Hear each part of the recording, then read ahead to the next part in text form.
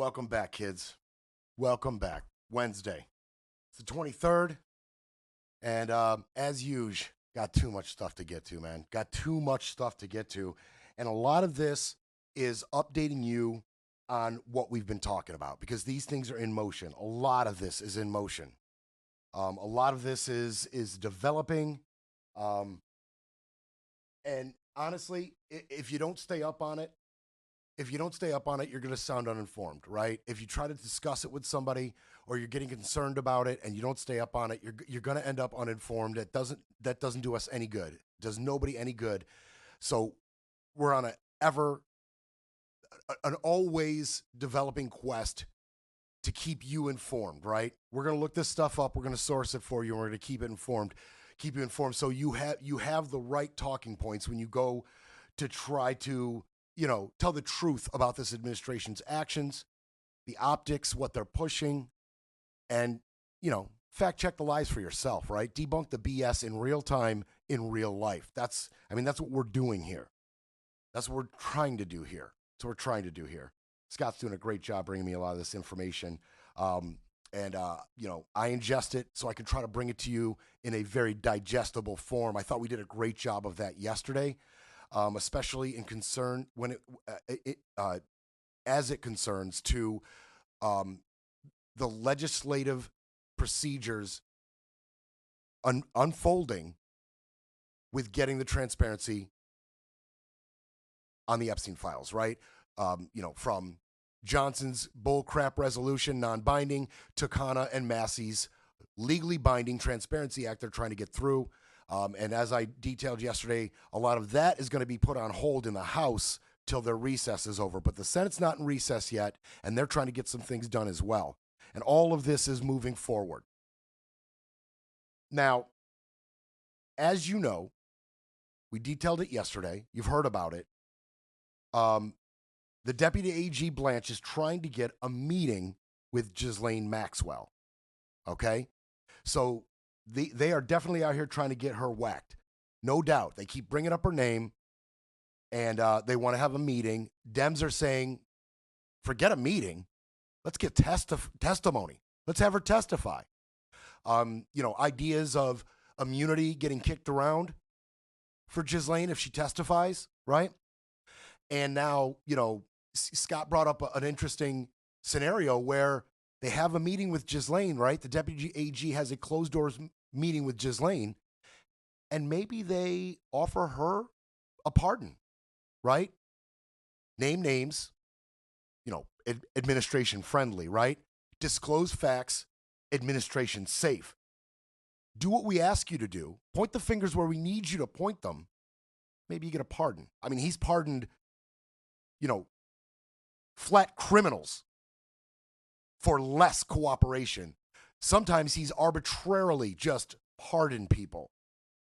Larry Hoover, for one, that's crazy. Dude's a murderer, a drug dealer on an epic scale, just pardoned, right? I know he's been in jail a while, but just pardoned. He pardoned the Chrisleys.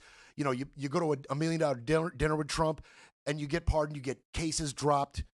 That's how he works. So this would be a quid pro quo. He'd be getting something on the other end of this, like the Adams dropping of the case, right? He gets a friendly mayor to help him, carry out his immigration policy in New York. And this could be a quid pro quo on the same level, right? You come in, have a meeting with our AG, maybe you get a pardon on the back end, go live free. Either way, putting Ghislaine back on the radar is taking her life. It's threatening her life, I feel. The more she gets politicized and pushed in front of the media, the more people are going to get nervous. Bottom line. We'll see how that plays out, okay? We're going to see how that plays out. But Trump, he don't know nothing about nothing, right? Do you support the Justice Department seeking an interview with Ghislaine Maxwell? Did you urge the Attorney General to seek? I don't know anything about it. They're going to what? Meet her? Your Deputy Attorney General has reached out to Ghislaine Maxwell's attorney asking for a new interview. Yeah, I don't know about it, but I think it's something that sounds appropriate to do, yeah. Do you have any concern that your Deputy Attorney General, as your former attorney, would be conducting the interview, given No, I have no concern. I mean, he's a very talented person. He's very smart.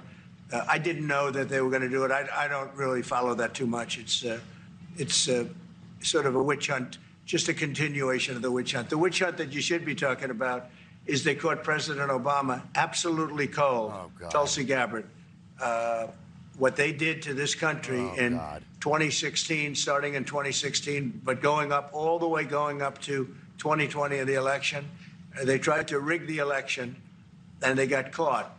And there should be very severe consequences for that. What he said on the back end there is going to be the running theme of at least the first portion of our show. He is going so hard at prosecuting Obama right now. He is going so hard. And as we hear from him on that particular subject, keep in mind, Trump v. United States 2024, a president cannot be indicted for any actions he takes in the capacity of the office of the President of the United States. Keep that in mind as he talks about prosecuting Obama. And he is going to talk about it and talk about it and talk about it. And this one, another one getting thrown at the wall, what's going to stick? This one's leaving residue on the wall. Some people are biting on this just through pure hatred for Obama. It's like a throwback. It's like bringing up nostalgia. You remember how much you used to hate Obama, MAGA? Remember how good it felt to hate Obama? Well, we're going to help you out, right? Here's some Obama stuff. But this is Trump. We're going to focus. This is Trump on Maxwell a few years ago, okay? I don't know. I haven't really been following it too much. I just wish her well, frankly. I've met her numerous times over the years, especially since I lived in Palm Beach, and I guess they lived in Palm Beach. But I wish her well, whatever it is. Mr. President, Ghislaine Maxwell has been arrested. What do you mean, I guess? What do you mean, I guess? You just said you met her a bunch of times, but that underplays it quite a bit. That undersells your relationship with her quite a bit. But what do you mean, I guess they lived in Palm Beach? Bro, you've been there plenty. You were his best friend. You were his neighbor, his confidant. Okay? So stop with that. That's already been uncovered. You didn't need Julie K. Brown to tell you that. Okay? And you know his position is switched on this because the person who goes out and represents Trump's flip-flopping and position changing and propaganda the most frequent is Mike Johnson. And if there was any doubt that Trump was behind that decision, just listen to how Speaker Johnson's position changed in just the past week. We should put everything out there and let the people decide. We cannot be careless in an open release like that. You have to be very careful. Seems a little under duress there. Second video. I don't know. Get them out there. Everything. Expose them. Literally 5 minutes later. Oh, wait, look, we got to take our time. We got to take our time on this. Can't be careless, right? Let the administration have space to work, remember? Yeah. Yeah, nobody represents his flip-flopping, his taco traits more than Mike Johnson. He'll just say whatever the party line is, period. That was the main reason you put a shill like Johnson in that position. It's why you do it. Now, they have requested grand jury evidence from the Epstein and Ghislaine Maxwell trials. And I told you yesterday, even the grand jury evidence, if it were to be released, it will not give you the stuff there that you're looking for. There's no real there. It's narrowed down, very specific. It's to be used by prosecutors, and it's very evidentiary, and it doesn't give context, and it doesn't name a bunch of names. It's not what we're really looking for, but they know that. But even this tactic is stalling. Even this tactic it may not play out. They thought, well, we'll say we'll get the grand jury to release the evidence, these judges to release the grand jury evidence. We'll get them to do that, and we'll be able to show them this evidence that won't have my name or anybody else's name in it. Nothing really pertinent at all, but it'll look like we're doing your bidding. But now that tactic's even stalling. The judge said the government has not adequately addressed the factors that district courts weigh in considering applications for this kind of disclosure. Yep. What's the judge talking about there? Well, let's go back for a couple of seconds. There are two judges here in the Southern District of New York who have the same application essentially before them. The judge who oversaw the Epstein prosecution and a judge who's been newly assigned to the Maxwell case because the judge who oversaw her trial has now been appointed to the Second Circuit, that's the U.S. Court of Appeals, is no longer a district judge. Okay, so what she's saying is two-part and very important, and we're just going to get to it real quick. One, the judges assigned have both said you don't meet the qualifications to get this evidence unsealed. You're not there. You need to try again. The reasons you gave us for unsealing this, not good enough. And on the back end, what she's saying on the back end, now the first judge was the judge that was overseeing the Epstein case. It's the second judge, okay? By the way, the first judge is Richard Berman. He's still there.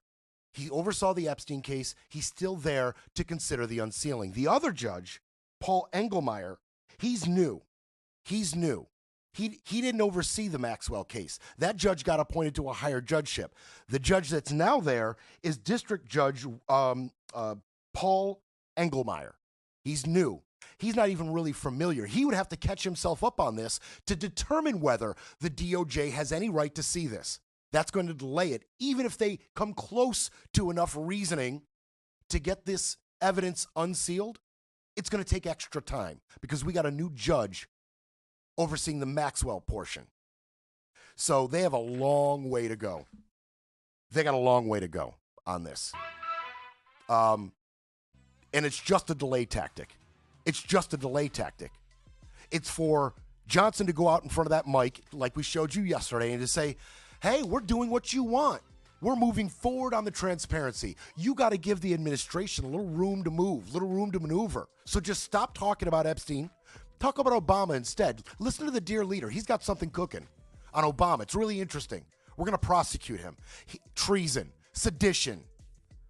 Right? Nice key buzzwords for MAGA. Obama, treason, sedition. Look over here. Look over here.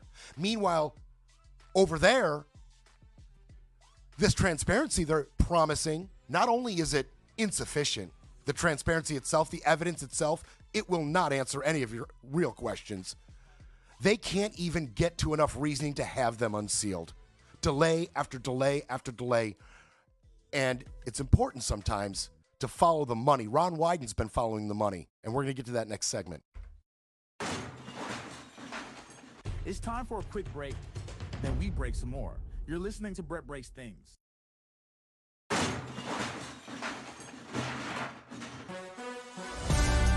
You're back with Brett Breaks Things, because democracy doesn't defend itself. You see, there's aspects to this Epstein thing that people aren't talking about quite as much. And I got to give credit to Rod on this. Rod, I know you're watching. Hey, Mom. Hey, Rod. Rod was in text conversation with me, and he was like, man, the money trail, they're investigating it. This is crazy. And it took a little time for it to mature, to blossom. And we've got our hands on some interesting figures here. But Ron Wyden himself is trying to put a spotlight, not just on who was involved, who may have been blackmailed, flight logs, right? Everybody's all over that. The Transparency Act's going to take care of that, right? The Massey Kana Bipartisan Transparency Act, that's going to give us that juicy stuff, the good stuff, the good. But what hasn't been talked about, and what Ron Wyden and his team are investigating, is the money trail. Because we're talking about a large-scale global sex trafficking operation. And at the heart of that is money, right? Money.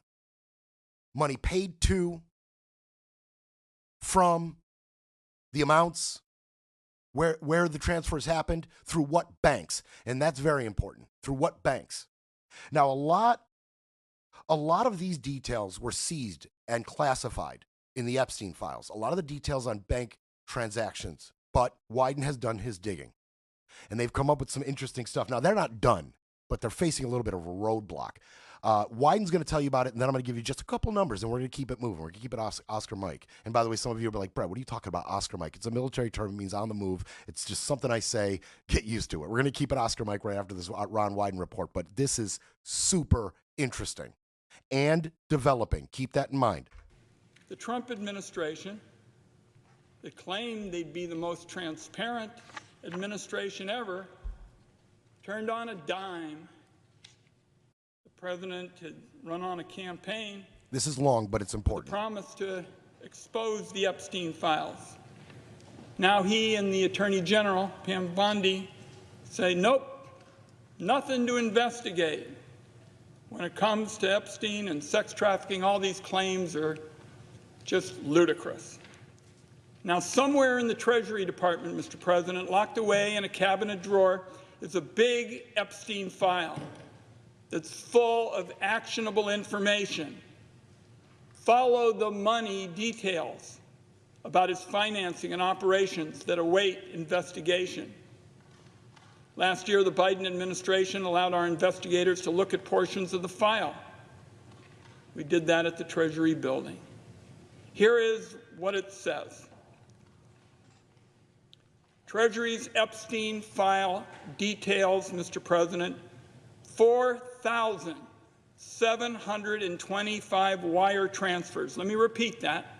4,725 wire transfers, adding up to nearly $1.1 billion flowing in and out of just one of Mr. Epstein's bank accounts. If you ask me, that is more than 4,000 potential lines of investigation right there. Hundreds of millions more flowed through other accounts. That's even a lot more to investigate. The file shows that Mr. Epstein used multiple Russian banks, which are now under sanctions, to process payments related to sex trafficking. A lot of the women and girls he targeted came from Russia, Belarus, Turkey, and elsewhere. One shudders to think about the kinds of people who must have been involved in trafficking these women and young girls out of those companies and into the Epstein web of abuse. Okay. Now,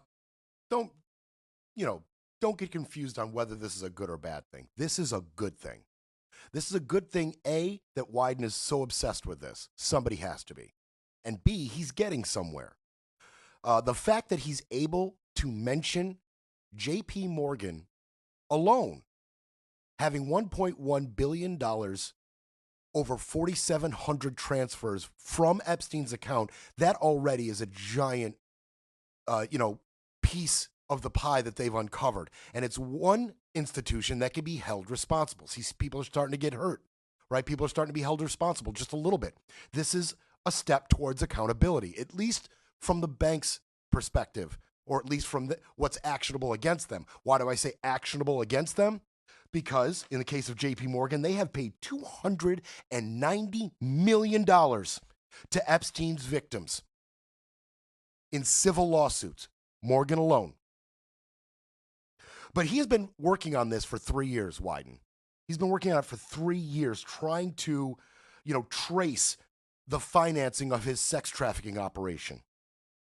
And they have reviewed thousands of pages of what's called SARS, or suspicious action reports. Anything suspicious from any of Epstein's bank accounts has been investigated by Wyden's team. Okay? We're talking about JP Morgan, Deutsche, Bank of America, Bank of New York Mellon, and others. Those are some of the bigger ones being investigated. Now, as I mentioned, JP Morgan, they have been held to account. $290 million paid in civil lawsuits to victims. But there's more. There's more. They've flagged around $1.5 billion in SARS, suspicious action reports. $1.5 billion. I mean, this is a sex trafficking operation of historic proportions. Historic. It boggles the mind, that much money being spent on sex trafficking. Payments to women, art purchases, consulting fees paid to Epstein. And by the way, the consulting fees paid to Epstein, that's a joke. Leon Black himself, the billionaire co-founder of Apollo, He paid Epstein $158 million in tax services. Some other tax professionals have spoken about this. They say that is such a ludicrous figure for tax services. Ludicrous. Beyond any bounds of rationality. Not even close. Clearly suspicious. Clearly fraudulent to anybody who knows anything about tax services. Transfers through Russian banks and some single transactions as high as $100 million. I mean, you know, it gets your mind reeling as to the scope and breadth of this sex trafficking operation. It is of historic proportions. Now, the investigation from here does face a couple roadblocks. Of course it does. Of course there's roadblocks. Mr. Transparency is setting up those roadblocks. Mrs. Transparency, Miss Bondi, is personally responsible for these roadblocks. They refuse to release any more seized FBI records in this matter. Refuse. Yeah, Wyden is pressing Bondi and the DOJ for more transparency, and he's saying there's potentially going to be subpoenas involved. Bondi says no further disclosures are coming, period. Hard stop. Sorry, Ron. Nothing else is coming out. Okay? They're trying to bury this. If you've got nothing to hide, why is your AG trying to bury it so hard? What do you have to fear, Don, in these bank transactions? What's left in those undisclosed files, those seized files? What's left uninvestigated having to do with you? You know, Brett, a small point that you kind of glanced over because all the, the weight of what you were just saying was Wyden was working on this for 3 years. Therefore, it kills the Republican narrative of, where have the Democrats been this whole time? Why do they only care now? Well, this is a pretty big Democrat that seems to have been caring for the last 3 years. That's such a great point, Scott. And what it illustrates is that the Biden administration was in lockstep with this Wyden investigation. Because how did Wyden get the information he had gotten to this point? Because he was able to have access to these FBI seized files up to this point. Up to this point, all of that undisclosed stuff was handed over to the Wyden investigation team. And now, seized and closed. Now, no more disclosures, according to Pam Bondi, brand new AG. So I love that point, Scott. It totally flies in the face of, well, Biden's been covering it up for 4 years. No, Biden greenlit and facilitated Wyden's investigation. Doesn't look good for you, Trump. Doesn't look good for the lies your AG's been telling. Doesn't look good for your pseudo-transparency. Not even a little bit. Now I'm going to move on to something that should really bother you. Because I bet, like me, you have in the back of your mind, as we talk about releasing the Epstein files, in the back of your mind that's been kicking around is, well, what's he been doing with these files this whole time? Now that he's been in control, now that AG Pam Bondi is in control of these files, what have they been scrubbing? What have they been altering? Right? That's what I've been thinking about this whole time. They are in the perfect position to bury what they need to bury. What would it look like if they went about trying to bury Trump's accountability in this matter? What would it look like? It would look like this. It would look like this. I'm going to let Durbin tell it first, and then I'm just going to give you the details real quick. We were contacted by a highly credible whistleblower describing Attorney General's pressure on FBI to quickly review and produce more Epstein documents as promised. For 2 weeks in late March, the FBI assigned approximately 1,000 personnel in its Information Management Division and hundreds of additional agents from the New York field office to work 24-hour shifts to review and produce more Epstein documents. These officials were told to, quote, flag any records in which President Trump was mentioned. Now, on a surface glance of what he said, that's a good thing, right? FBI agents are going to flag where Trump may have been mentioned. It's not a good thing. It's not a good thing. They're flagging where Trump is mentioned to bury it, obviously. Why would Trump's FBI be sent on a secret mission by Trump to flag his name if they were going to expose him? That makes no sense. That would actually be transparency. No, they're flagging Trump's name to get rid of it. This is the burying. This is the scrubbing that you have feared. This is it. Thank God Durbin is bringing it to the public's attention. Thank God somebody is mentioning this. Thank God it was flagged and found out. At least it can be pointed to if anything should, tangible, meaningful should come out about this. And Trump's name, even though he's best friends with this guy for over a decade, if Trump's name should show up absolutely nowhere, we're going to circle right back to this. Thank you, Dick. Thank you, Dick Durbin. I appreciate you. Yeah. FBI agents, over 1,000 FBI agents were pressured to review over 100,000 Epstein-related records from March 14th to the end of March. So Trump got in, and one of the first things he did was get those files and say, 1,000 FBI agents get to scrubbing. It's the first thing he did. I mean, yeah. This, right. So you want to know why?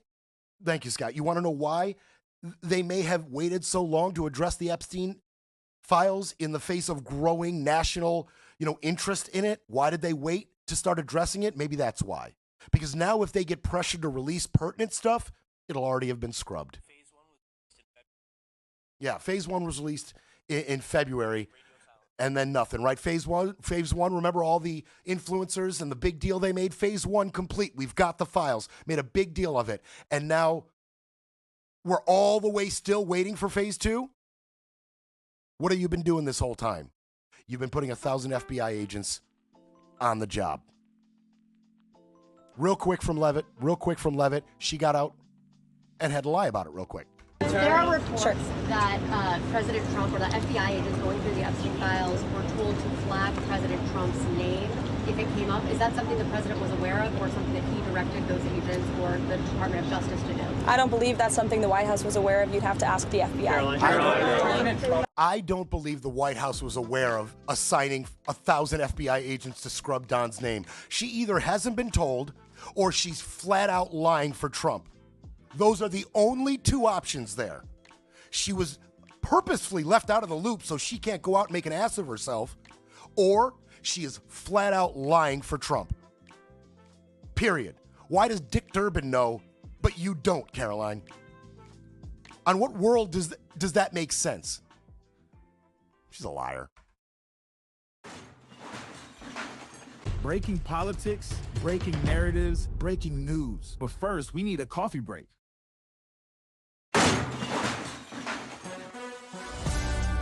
Breaking news, breaking rules, breaking through. Back to Brett Breaks Things. All right, so I just brought you the truth, some of the truth of what's happening concerning the Epstein files, the truth of the FBI scrubbing, the truth of the Wyden investigation, right?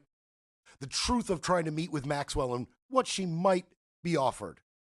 Now we're going to get to the sprinkler of bullcrap. Just multiple hoses spraying bullcrap as far and wide as possible in the face of all of this damning, Epstein developments, right?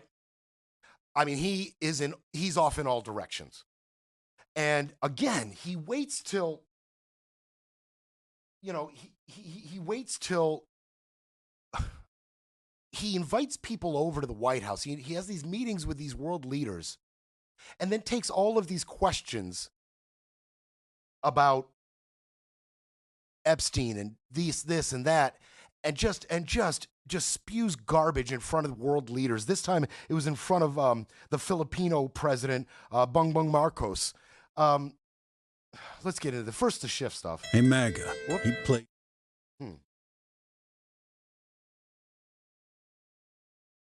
Okay, here we go. TriCaster has to cooperate. sometimes. Director Pulte reports that Adam Schiff claims he lived in a one-bedroom apartment. How does a family of four, and you're a developer, a very successful developer, how does a family of four live in a one-bedroom apartment? No, it looks like Adam Schiff really did a bad thing. We're talking about They have Adam him. Schiff. Now, let's see what happens. It's not up to me. It's not up to, I stay out of it purposely. But it's mortgage loan fraud. It's a big deal. He defrauded banks and insurance companies and the federal government. But it's very simple. It's mortgage loan fraud. And you're right. That's a lot of people to live in a one-bedroom apartment, right? But he put it down. But he has a lot of other things far worse than that. So, no, Adam Schiff, they have him 100% on mortgage fraud. Now, if there's anybody else in this room except you would have no problem. But anybody else in this room, you'd have a problem. I'd have a problem. Yeah, please. I don't know anything about this Adam Schiff situation, but they've got him. It's fraud. They've got him. He's terrible. They've got him 100%. He talks about it constantly. I don't know anything about this. You do know about it. There was an OIG report out of the Federal Housing and Finance Agency.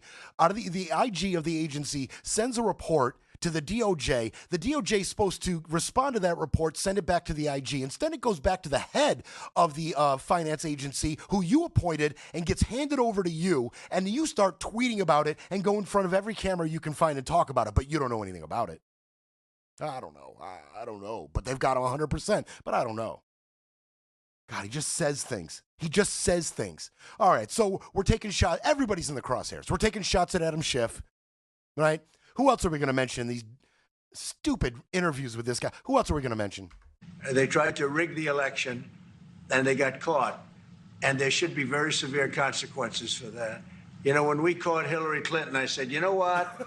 let's not go too far here. It's the ex-wife of a president, and I thought it was sort of terrible. And I let her off the hook, and I'm very happy I did. Oh, God. But it's time to start, after what they did to me, and whether it's right or wrong, it's time to go after people. Obama. Okay, remember that. Whether it's right or wrong. And I let Hillary off the hook, right? I was nice to Hillary. What? Your administration's catchphrase was lock her up.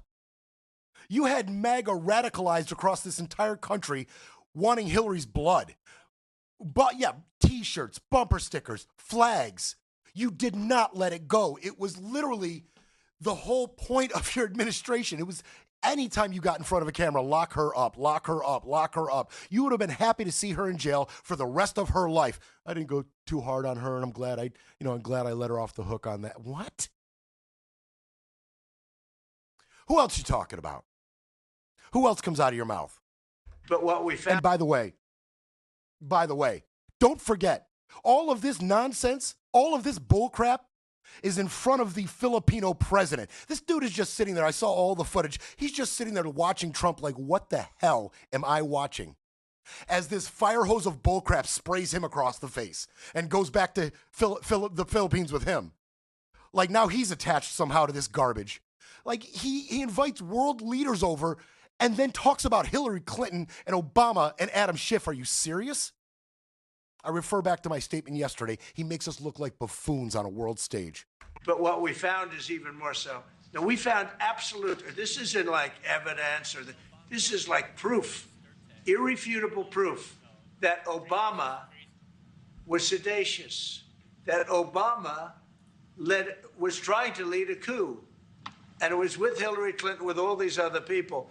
But Obama headed it up. Who should the DOJ target as part of their investigation? What specific figures in the Obama administration? Well, based on what I read, and I read pretty much what you read, it would be President Obama. He started it. And Biden was there with him, and Comey was there, and Clapper. The whole group was there.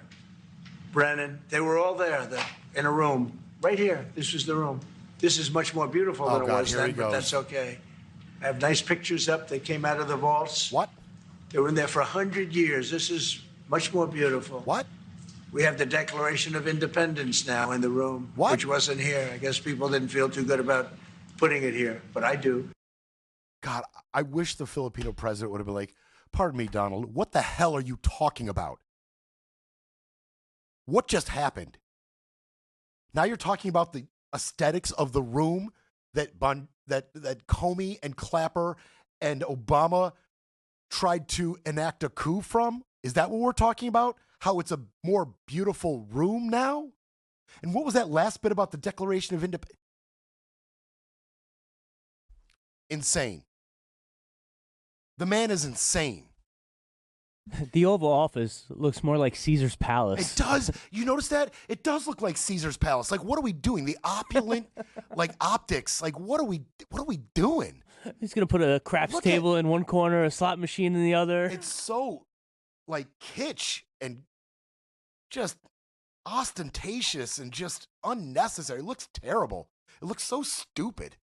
It looks like a Middle Eastern, like, imam's, like, gold chamber. I don't. It just looks cheap, man. It looks horrible. So kitschy. Tacky, kitschy. It's terrible. Oh, God. He just plays all the hits with this Obama thing. He just keeps it going. Look, he's guilty. It's not a question.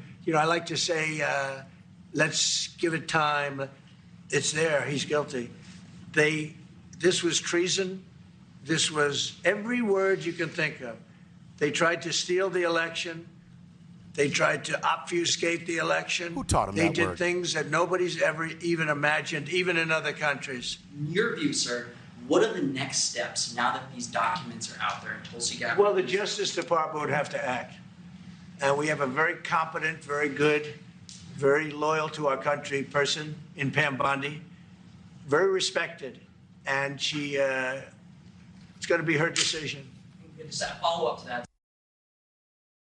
So it's on Pam Bondi to put Obama in jail, apparently, is what he's saying to you. Scott brought up a good point. We mentioned, can Obama even be indicted in any way for any decisions he made concerning ICA, the intelligence community's report on the Russian interference? Can he even be held responsible? No, but these other people, who knows where this witch hunt might go? Comey, Clapper,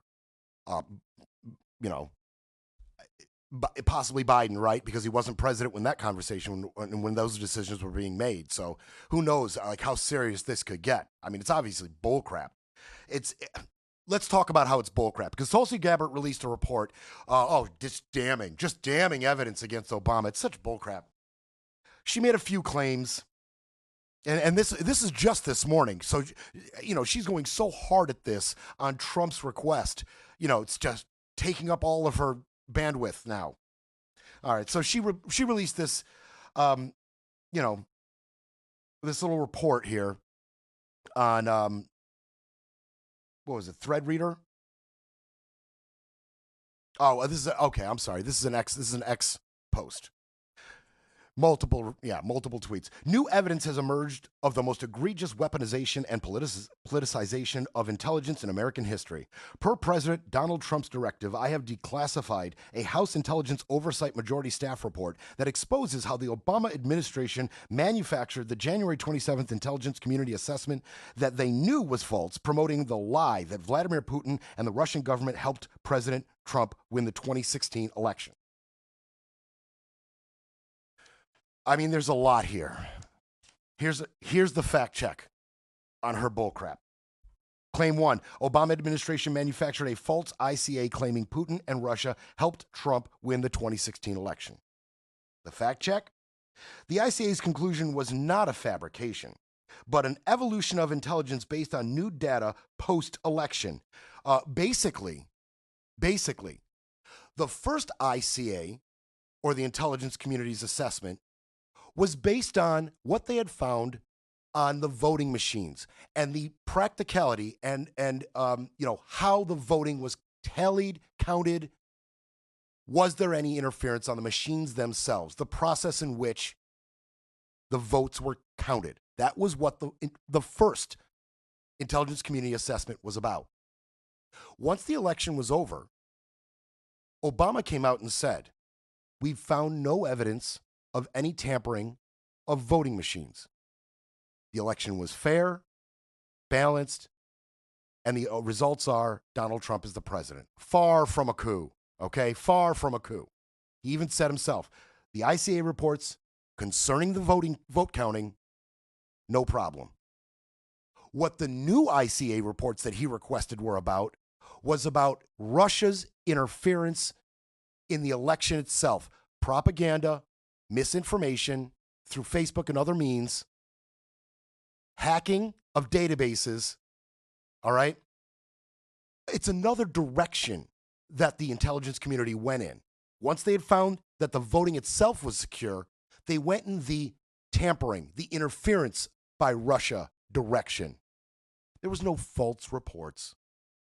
It was just a new direction the intelligence community was sent in concerning Russian interference. Okay? It's important to understand that. Claim 2, the ICA was based on knowingly false information, including the Steele dossier. No, the information was not based on the Steele dossier. Portions of the Steele dossier were in it, okay? But there's no evidence that Brennan, Comey, Clapper knowingly used any false data or overruled warnings to include the assessment, okay? So, yes, portions of the Steele dossier is, up for debate, to its authenticity, how true it is, whatever, but not all of it. Some of it was fact-based, and some of it was included in the assessment. Nobody knowingly used false anything, okay? Claim 3, the Obama administration conspired to subvert the will of the American people and enacted a coup against Trump. Even though we've got video of Obama coming out and saying Trump won the election. Voting was secure. Trump won the election. Mazel tov. They're calling it a coup. No, there's no evidence, of course, showing in any way that Obama tried to orchestrate a coup. It's absolutely ridiculous. Now, I'm going to jump ahead here. Oh, no, I'm not. I'm going to show you, when we come back, I'm going to show you what Trump, Rubio, and Gabbard themselves were saying about Russian interference back then, right? Right now, they're telling you there was no Russian interference at all, and any evidence or anything pointing to it out of the Obama administration is a coup. Anything Obama says concerning Russian information is a coup, it's a hoax, it's based on false information. He should be brought up on treason and sedition. But I'm telling you right now, that is not what they were saying then. It's what they're saying now. And we're going to hear from them. We're going to hear what they had to say then. And it's going to be further evidence that these people don't understand how recording equipment works. We'll be back to break it all down. You're listening to Brett Breaks Things.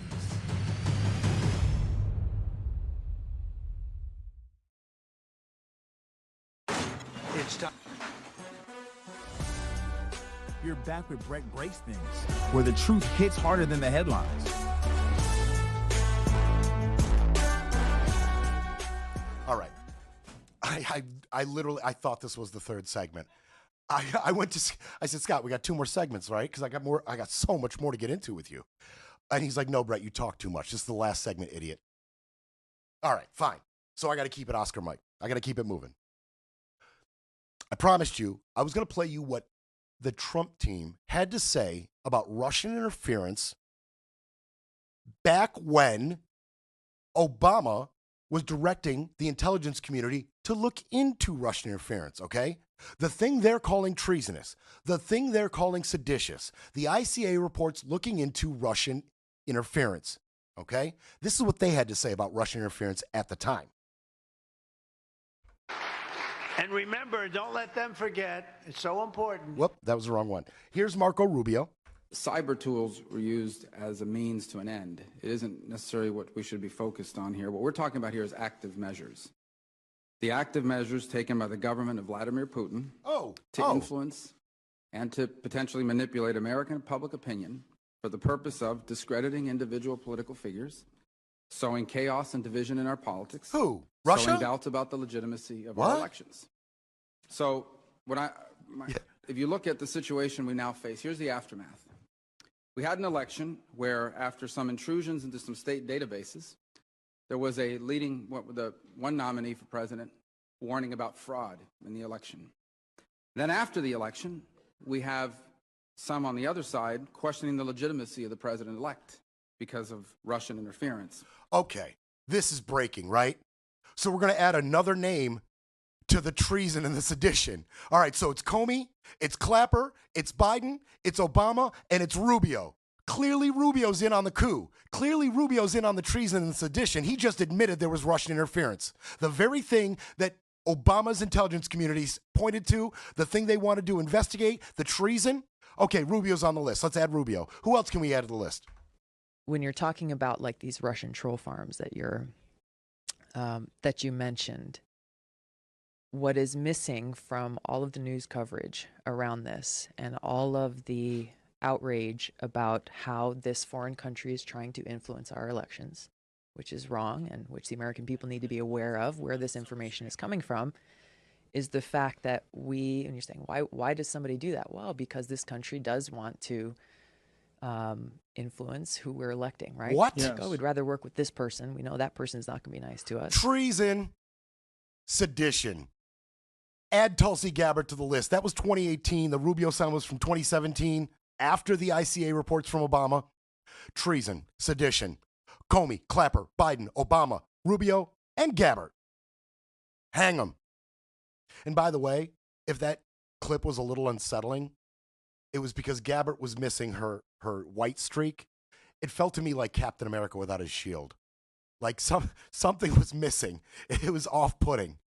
I want my villainous back. Who else? Who else can we add to this treasonous, seditious list? Let me be totally clear in saying that, and I've said this many times, I accept our intelligence community's conclusion that Russia's meddling in the 2016 election took place. What? Could be other people also. There's a lot of people out there. What?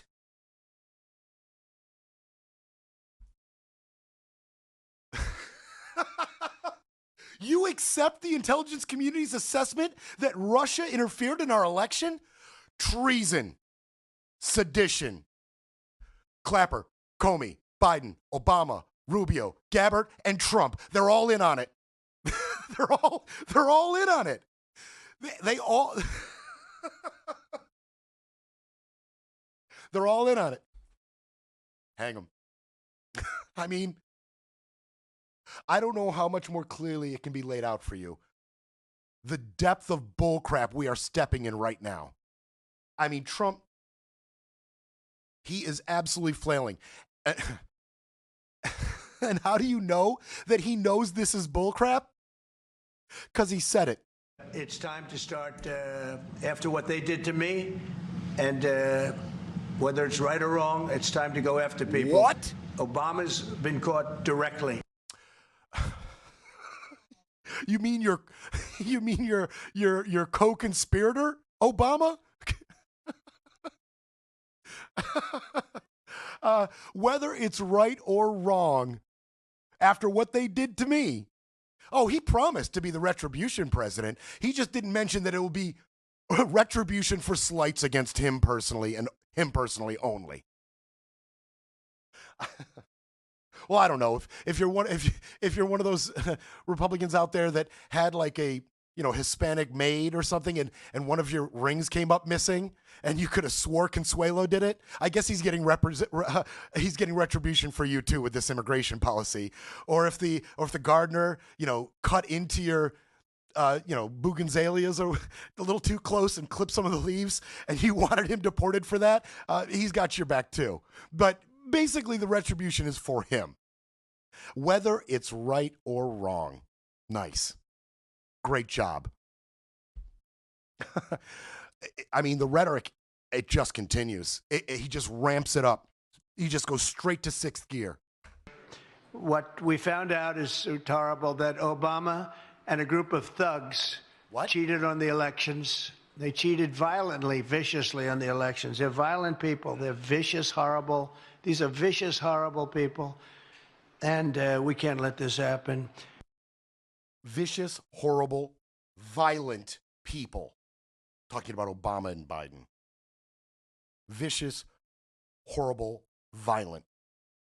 He's just using as strong a rhetoric as he can possibly muster in the moment to try desperately to grab MAGA's attention. Obama violently, viciously, right? It's just diminishing returns. When you go that far with your rhetoric, it's just diminishing returns. Nobody on the planet is convinced that Obama is violent because of an ICA report. Get out of here. Get out of here. Obama's office did respond. He usually doesn't. He usually takes his bullcrap on the chin and keeps it moving. This elicited a response from his office. Donald Trump's claims today, an accusation of a crime that is punishable by death, so outrageous that they drew this rare rebuke from President Barack Obama's office. It reads, quote, "Out of respect for the office of the presidency, our office does not normally dignify the constant nonsense and misinformation flowing out of this White House with a response. But these claims are outrageous enough to merit one. These bizarre allegations are ridiculous and a weak attempt at distraction. Nothing in the document issued last week undercuts the widely accepted conclusion that Russia worked to influence the 2016 presidential election, but did not successfully manipulate any votes. These findings were affirmed in a 2020 report by the Bipartisan Senate Intelligence Committee, led by then Chairman Marco Rubio. The very same Marco Rubio, little Marco to Donald, who currently serves as Trump's Secretary of State and National Security Advisor. His report concluded that Russia conducted an influence campaign in 2016 to do this, quote, harm the Clinton campaign, tarnish an expected Clinton presidential administration, help the Trump campaign after Trump became the presumptive Republican nominee, and undermine the U.S. democratic process. Nicole thinks she's funny. I think she's funny. Just one aside. Now, I appreciate you, Nicole, trying to get the nickname ball rolling again, right? I appreciate your efforts because I want them to come as well. But it's not Little Marco. It's Lil, L-I-L. Make sure you get make sure you get that part straight. It's Lil Marco. Now, this last bit, I mean, just the height of hypocrisy, the height of irony. I told you you have to be immune to these two things if you want to work for Trump, period. You just have to be immune. Here's Tulsi talking about Obama. This is hilarious. Gabbard, give me your response to what we heard from former President Obama there. He's saying that none of this makes any sense, that this is a distraction. What do you say to that? It's the art of deflection coming from former President Obama, as well as his friends who are still in Congress today, and Senator Warner and Congressman Jim Himes, really all basically saying that exact same statement. You're accusing somebody else of the art of deflection? Really? Really? The art of deflection. It's Obama doing that. Ex-president, hasn't been in the limelight for years. He's the one. Really? And remember, don't let them forget, it's so important, Obama cheated on the election. Look, the camera just went off. Obama, the red light just went off. Can you believe these people, how bad they are? Obama cheated. When they give you all the nonsense, Obama cheated, and his people cheated, but he was there. You ever hear this? They talk about, if they ever even mention it, they never mention his name. Just the opposite with me. But they only mention my name. They don't mention any of you guys. They don't mention Tom. They don't mention Steve. They don't mention our great speaker. They mention Trump all the time. I'd like to have them mention you. But remember this, Obama cheated on the election. And we have it cold, hard, blue, and it's getting even more so because the stuff that's coming in is not even believable. So, and you should mention that every time they give you a question that's not appropriate. Okay. You should mention Obama anytime they give you a question about Epstein. but it's Obama that's doing the deflecting, right, Tulsi? That is the deflection, period. All of these things are deflections. The Adam Schiff bullcrap is a deflection. By the way, Adam Schiff showed up on the Colbert Report. What did he have to say? Donald is pissed. I'm sorry. He said, ever since I led his impeachment, he's threatened me with jail, prosecution, called me a traitor, accused me of treason, blah, blah, blah. He said, Donald, piss off. But before you piss off, release the Epstein files. That was Schiff. Meeting with Ghislaine. The stalled grand jury evidence being released. Mentioning Hillary. The Obama witch hunt. This is all deflections. What's it deflections from? 1,000 FBI agents sent to scrub Trump's name from the Epstein files. The $1.5 billion in illicit payments to fund the sex trafficking operation of Jeffrey Epstein that Trump might be a part of. That's what they're deflecting from, clearly. They'll try to repair the narrative, but Brett Breaks Things will be back tomorrow to break it all down.